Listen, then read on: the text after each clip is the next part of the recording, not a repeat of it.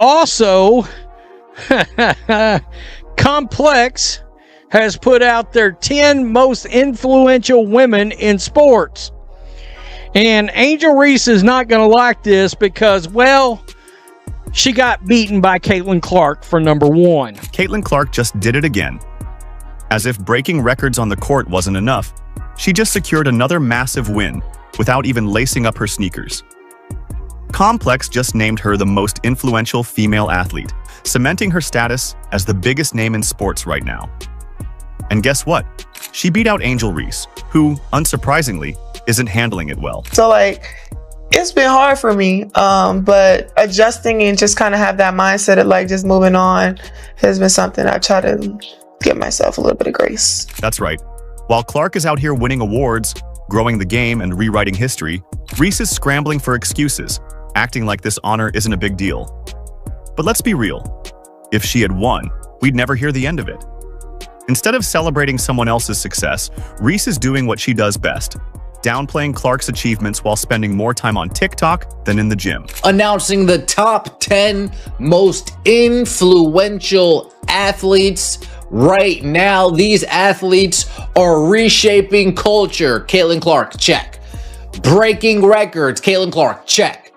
Proving their impact goes far beyond the game, from sold-out arenas to game-changing moves in business and fashion.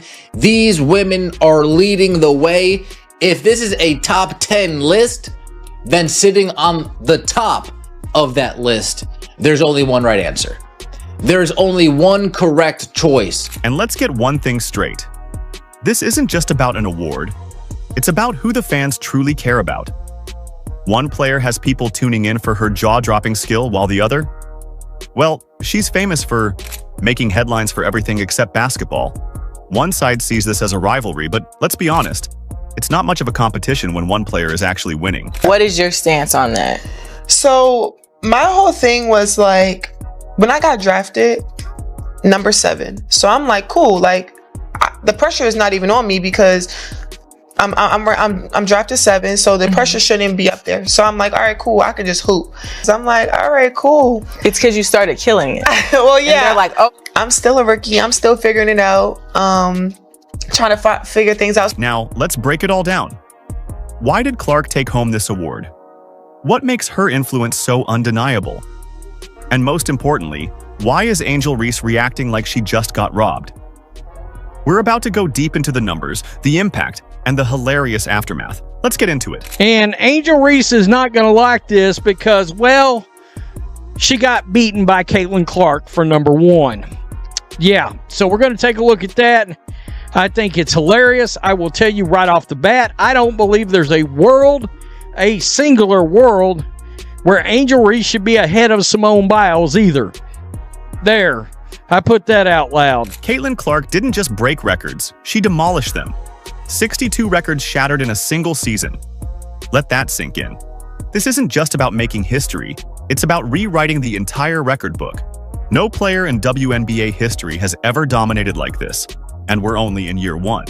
My expectation is to be one of the best players in the world one day. I wouldn't expect anything less than that. More history for the FIBA rookie. At this point, continue to be myself, and I think a lot of good will come from that. But here's where things get even more ridiculous.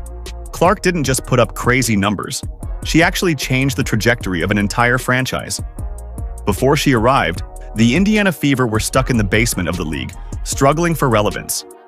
Then Caitlin Clark showed up, and boom, they made the playoffs for the first time in nearly a decade. That's not just individual greatness, that's team-changing dominance. The woman who's been putting women's basketball on her back for the better part of 3 years now. These athletes are reshaping culture. Caitlin Clark has men watching women's basketball. And let's talk about the off-court impact, because this is where Clark completely separates herself from the so-called rivals. The WNBA's merchandise sales exploded by 500% in her rookie season. That's not a typo. The league's merch demand quintupled the moment she stepped on the court. Jerseys, t-shirts, memorabilia, it was all flying off the shelves at a rate the WNBA had never seen before. And you already know who wasn't selling out? Yeah, Angel Reese's jerseys were just sitting there, collecting dust, while Clark's were gone within minutes. This is a phenomenon. Caitlin Clark is a phenomenon. But this isn't just about jersey sales. Clark's influence is changing the entire league's economy. Viewership is at an all-time high. Arenas that used to struggle to sell tickets are now packed to capacity, but only when Clark is in town.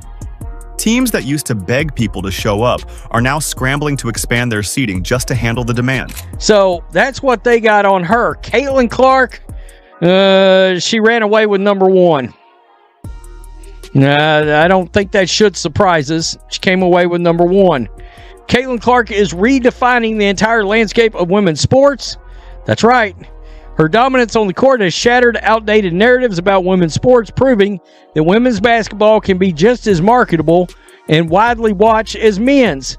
But the Caitlin Clark effect goes far beyond her performance. It's reshaping the entire sports landscape. Clark's impact is undeniable. Her presence alone boosts the WNBA attendance by 105%. Even sports economists are blown away by Clark's impact. Thayer Lavielle, one of the top names in sports business, called Clark a lightning rod for women's basketball, comparing her to Michael Jordan in terms of how she's elevating the game's visibility and value. And honestly, she's right. Because when we went to the WNBA games and we went to go watch Caitlin Clark when they came to play the Washington Mystics in DC, and they shut they had to move the game from the Washington Mystics WNBA arena to the actual Washington arena where the Wizards played, and it was packed. It was sold out for people to see Caitlin Clark. That did not happen the day before that when they went to Chicago to play Angel Reese. Let's talk hard numbers. Clark's rookie season alone generated a staggering $36 million for Indianapolis. Just one player did that, and it's only the beginning. Experts predict that Clark's rise will increase women's basketball's overall value by $1.6 billion in the next 3 years. Yes, billion with a B. I'm going to look at this the way I did with Michael Jordan. Now, she's not the Michael Jordan of her sport as far as athleticism, playing, dominating. But A'ja Wilson is the best player in the game. Not even a debate. But I'm talking about value now. Value to a franchise, value to a league, getting your team in the playoffs. They had the number one pick. They were the worst team last year. And there is value that I can attach to that. So what does all of this mean? Caitlin Clark isn't just a superstar. She's a movement. She's doing more than dominating on the court. She's reshaping an entire league's future. She's drawing in new fans, creating massive revenue, and making women's basketball must-watch television. I'm talking about value. Michael Jordan was the most valuable player every single year because of what he meant to his team and what he meant to the league. And, oh, by the way, winning 6 titles. Can't argue with that. Caitlin Clark may not win titles. Las Vegas is still a great team. But the fact that she is doing what she's doing and at a very high level, you know, it's now commonplace where she'll go for 26 and 12. I mean, those are great numbers for any player, no matter how long you've been in the league. Meanwhile, Angel Reese is sitting there still trying to figure out why she wasn't the one named most influential. Maybe if she spent more time working on her game and less time complaining on social media, she'd understand. This is about sports. This is about athletic ability. You know what I'm saying? And when you look at Caitlin Clark's game, who's very reminiscent of a Steph Curry based on her range and shooting the three, plus everything else she does. And then you look at Angel Reese, stop it. Stop it. There's a dude on the internet who cracks me up on TikTok. He's put together a shitload of Angel Reese clips, and it'll say Angel Reese part 36. And it goes, Angel Reese going up for another layup. She misses. Bang! And I mean, dude, it's the funniest shit. And my whole thing is this, dude. She just seems as uncoordinated as a baby giraffe. Caitlin Clark's journey to these awards might seem like a foregone conclusion, but the real story is so much bigger. Remember Angel Reese? She was hyped up as Clark's biggest competition, with the media pushing a so-called rivalry between the two.